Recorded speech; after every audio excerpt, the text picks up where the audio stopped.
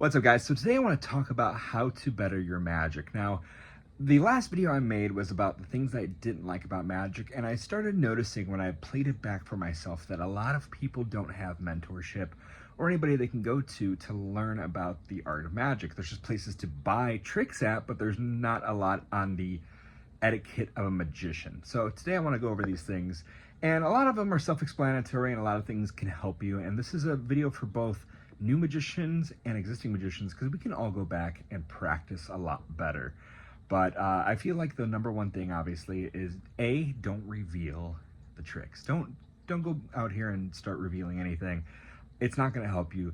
If you want to make a career out of this, you want it to last you long. You don't want to just be a flash in the pan. So be sure to keep those secrets held tightly to you. Even if people think they know it, just deny it. It's going to help you in the long run. 2, don't perform a trick more than once. If you're performing magic, make sure you do not perform a trick more than once. Make sure that you keep that little bit of linger where people are like, I want to see more too. So like, always keep learning new magic, but also make it to where you don't give them everything. You want them to be coming back to you for more stuff. Or even then, hey, my friend's here, check out this magic guy. And it's cool because now you have something new to present for next time. So always keep that in mind. Now, the main question I want to ask you all that's definitely going to help your magic, I feel, is who are you performing for? Now, this is a simple question, but some people kind of get lost along the way on this one. And I think there's a lot of people that go one way with this. Who are you performing for? Are you performing for yourself or are you performing for your audience? I primarily like to perform for my audience because I want people to remember me and come back and ask me to do more stuff. And at the level I'm at, it pays the bills. If you perform for yourself, a lot of things that you do for yourself are more technical. And it's cool and all, but the simplest way, in my opinion, is what gets over on the crowd. So it doesn't have to be some crazy like technique that you need to do these effects. Just be able to do the effect as is. No one's trying to figure you out. You're not running. You don't need to run.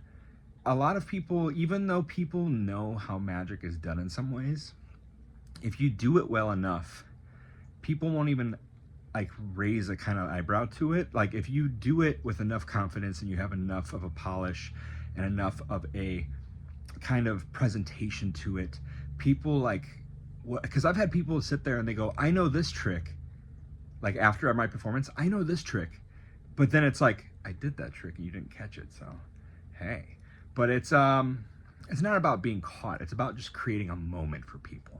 And that's another thing too, realize when you're performing your magic, what the moment is. So I feel like when you perform something, especially in the modern day with social media, a lot of people have this idea that I'm going to do this and I'm going to get to this and it's done. And it's not like that.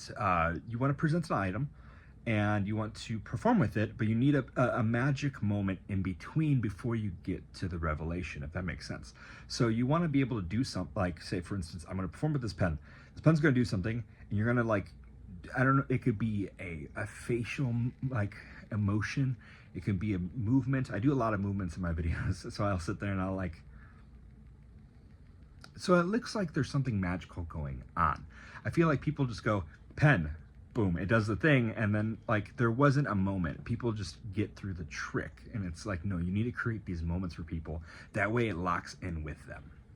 But let's get on to practicing. So practicing wise, I feel that there's many different ways to go about this. You have to figure out what kind of performer you are. So I know I do stage, I do walk around strolling and street magic, and I also do stuff on video. But you have to realize each one of these things has its own kind of quirk to them. So for instance, if you're performing for video, you have to make sure that you are not doing, I call them T-Rex hands. It's people that like hold stuff awkwardly to fit in this box that we're in. And you want to look natural. And the best way I would say to look natural is to practice in the mirror. Why the mirror? Because your camera, like I said, you try to fit yourself in this tiny box. You try to make everything, all your movements, all your pattern stuff to fit in this tiny space. Whereas a mirror, you have this room to mess around with. So, and not only that, like I have the bending area so I can see like, hey, if I'm performing over here, what do the people on this side of me see? So it's kind of cool if you get one of these. Also, those floor mirrors are pretty cool too, because you get to see your full body, you get to see how you stand, your posture, everything when you perform. I think that's very, very useful in your performance, because you want to make sure, hey, I can do this, I can do this. Because with the camera, especially if you're doing stuff for shorts, I feel like people use shorts as a practice, or like reels as a practice, because of the fact that there is no instant feedback. When you're performing on the street for people, or you're performing on stage, people will call stuff out right then and there. Whereas if you do video stuff, you have to wait for a comment, and most people are going to be like, oh, whatever, they'll scroll past it, or they'll have their own internal dialogue until some magician goes, hey, that looked bad. And then people think they're making fun of you, and it's like, we're not making fun of you, we just want you to do the best you can be as a magician. So make sure that you perform in the mirror, because it's a little bit better. And then also have I would call it a buddy. So growing up for me, I had my mentor, my mom, and my girlfriend. So like, those are the three people I'd go to that'd say, hey, how does this look? And I'd get an honest opinion. Hey, did I flash on this? Hey, is my patter weird? Do I look weird? Is my hands doing weird things? Like, is it going well? So that's the kind of thing that you need to do before you start putting videos out. Don't just crank out a trick. Don't get a trick today and perform it tomorrow thinking that you have it mastered. Spend some time on it. Try to be the best at it as possible. Try and do it, and I do this a lot with a lot of magic, is I will try to take a trick and do it as slow as possible and see if I can like even catch myself. Because if you can do it as slow as possible and bring it back up to speed, you are doing some great things in magic. Also, this is more for people, I guess, that are doing more video type of magic, because I feel like when you do stage or streets, you have, again, the critique that's immediately there. When you're doing stuff for video, be honest with yourself. Honestly look at yourself or watch the video back and go, was this good? Or even like the patter or the storytelling. There's so much to a trick besides performing the trick.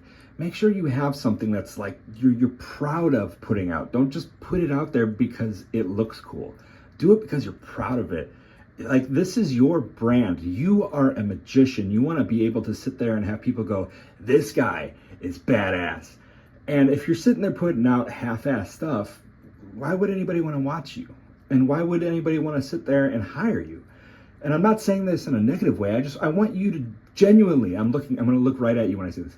I want you to genuinely be great at what you do. I'm only going to be hard on you when I make these videos because I want you guys to be great.